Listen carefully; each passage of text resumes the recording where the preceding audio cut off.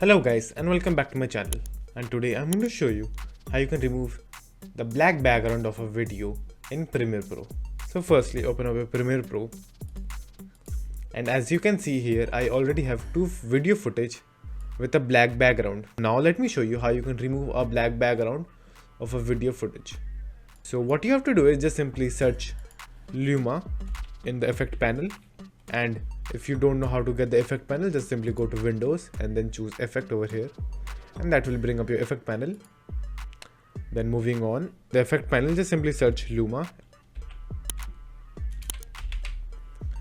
and under the video effect keying you will find Luma key. Just simply drag and drop onto the black footage. The black background will be removed, and over there you can also adjust the cutoff and the threshold of the video footage, just like that.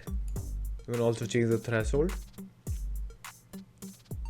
and now if I play this video you will see there is no longer the black screen showing.